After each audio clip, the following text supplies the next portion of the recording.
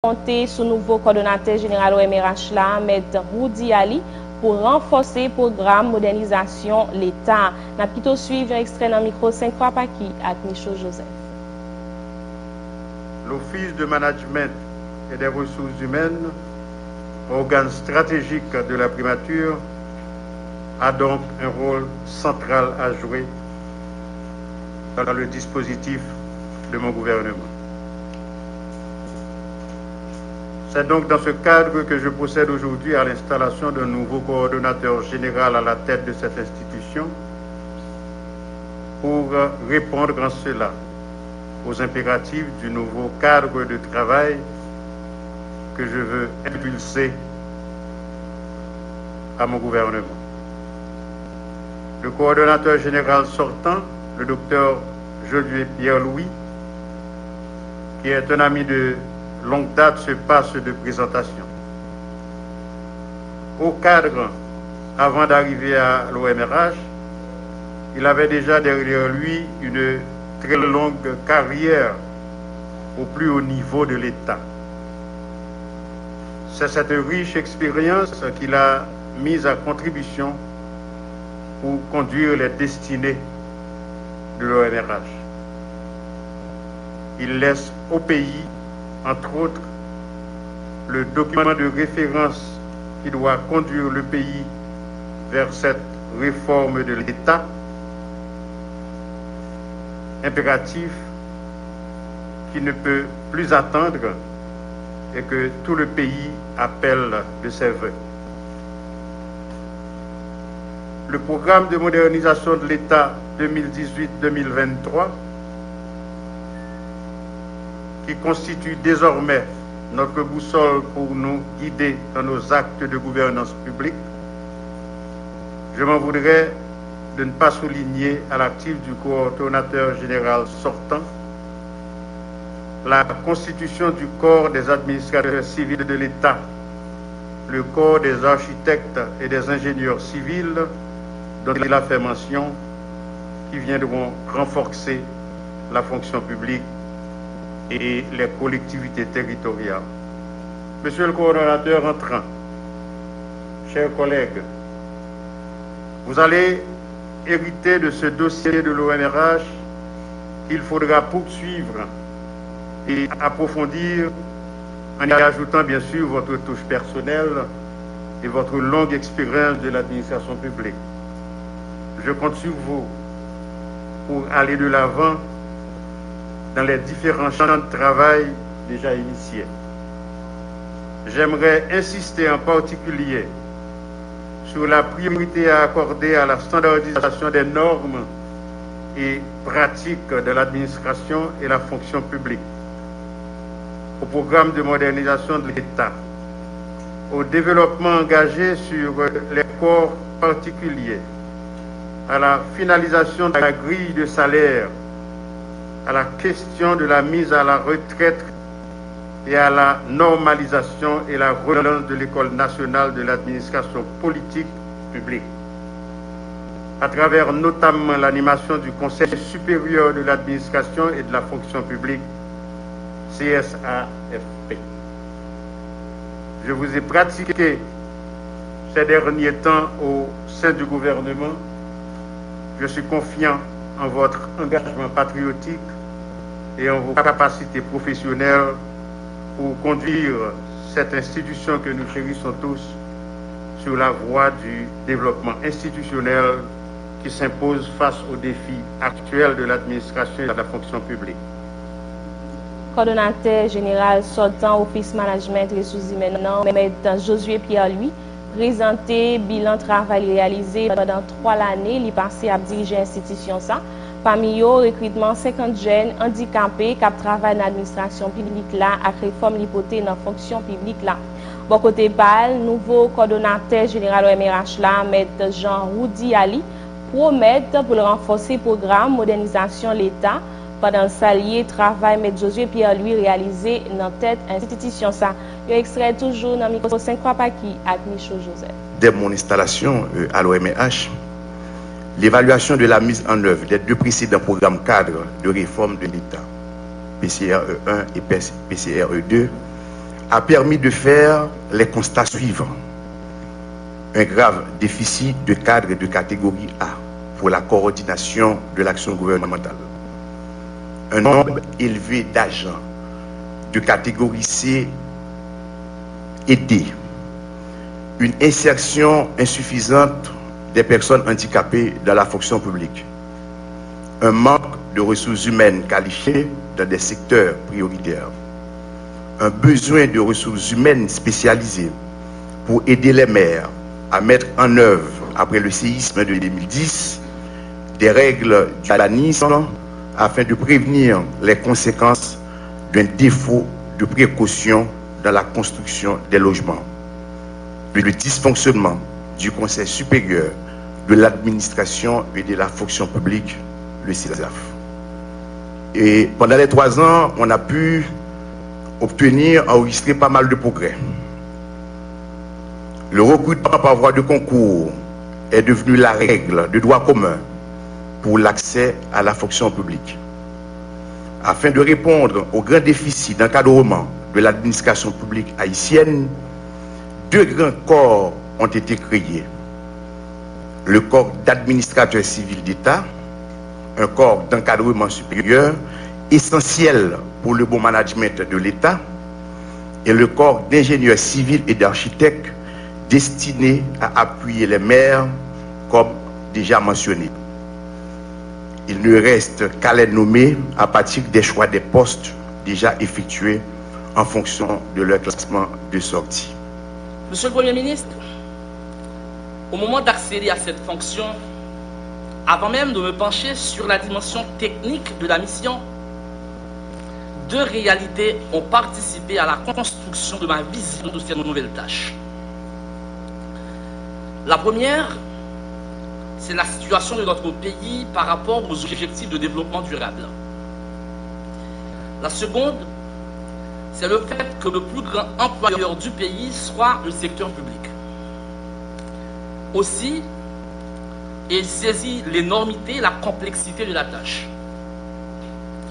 Je sais, et tous, nous savons que les efforts de restructuration et de modernisation de l'administration et de la fonction publique ne sont pas au stade de balbutiement. Nous ne sommes pas non plus à une phase concluante.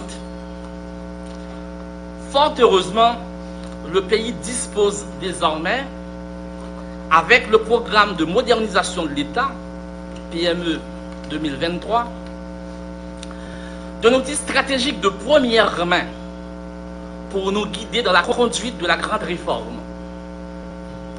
Chapeau à tous ceux qui ont contribué à son élaboration.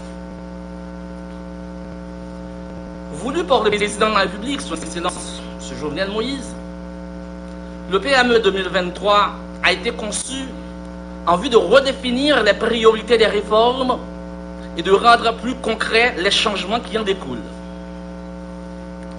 Rechercher l'organisation et le développement rationnel de l'administration et de la fonction publique, relever le défi de la performance et de l'efficience des institutions publiques requiert une lutte sans relâche et un contrôle régulier.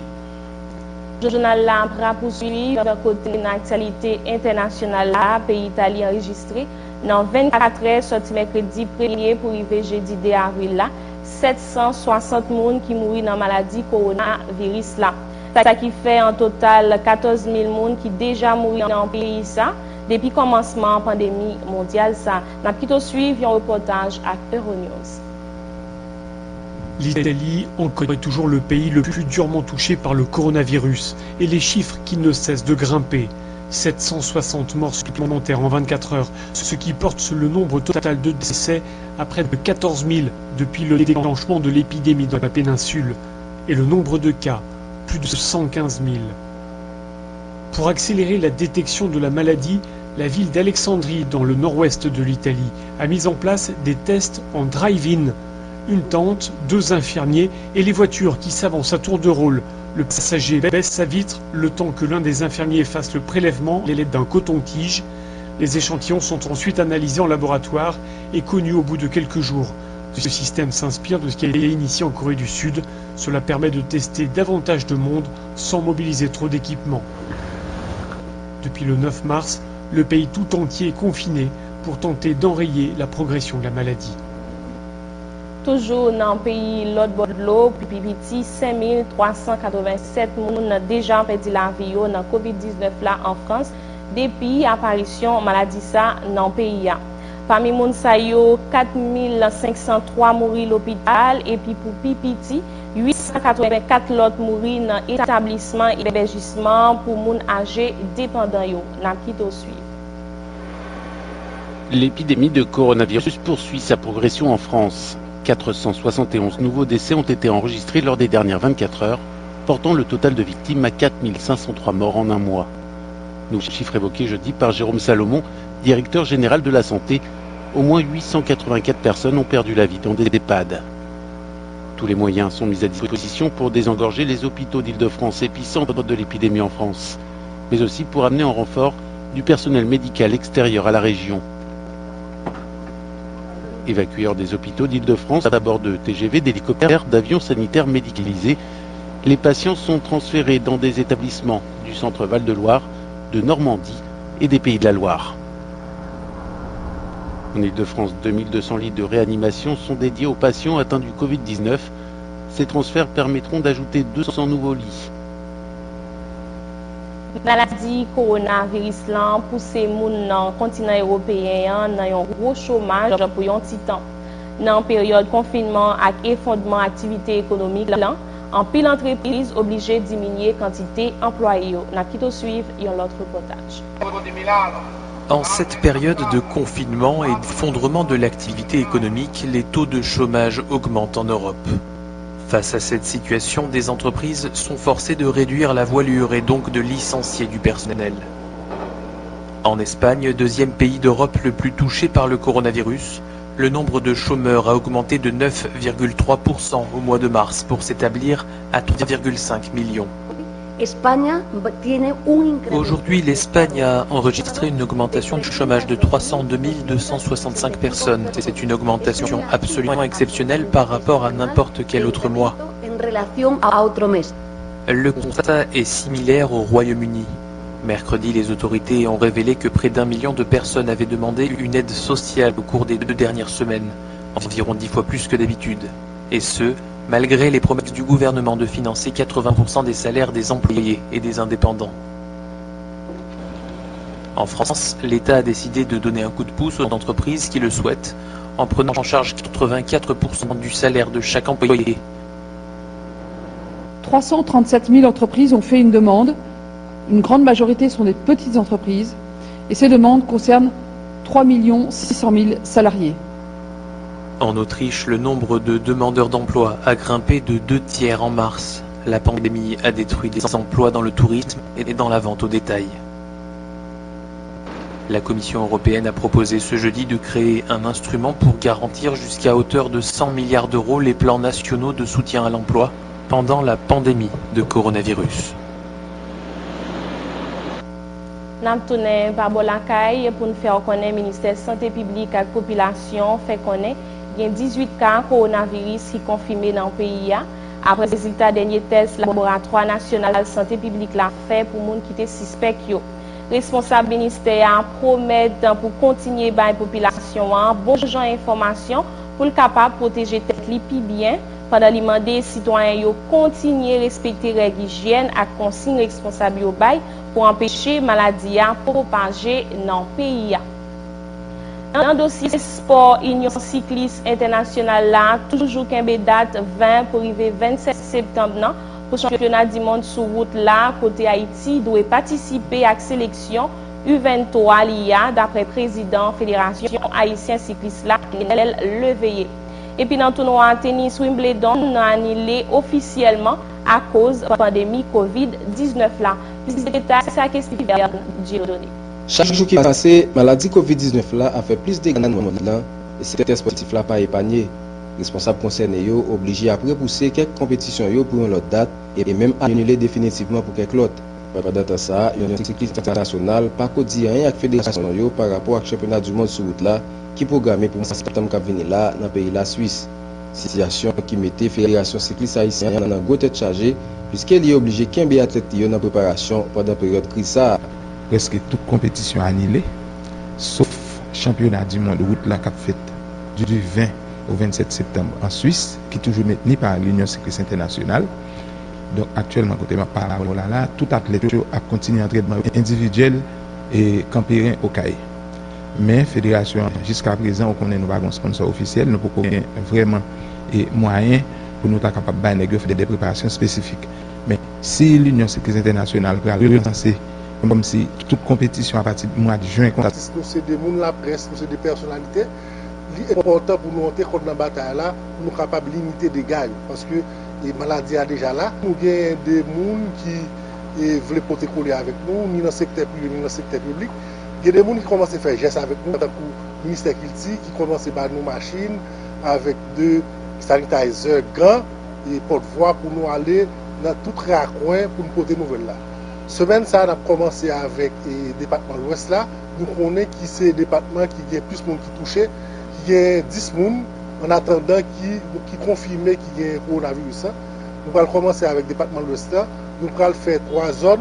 Nous avons fait Casal, nous avons fait Cognon Grand-Bois, nous avons fait Tigouave, nous avons porté nouvelles là comme sensibilisation, nous avons porté des matériels minimum que ça nous veut. Nous connaissons, si par exemple, le moyen, c'est qu'avec minimum que nous avons, nous avons porté parole, nous avons porté matériel pour nous capables de limiter les dégâts.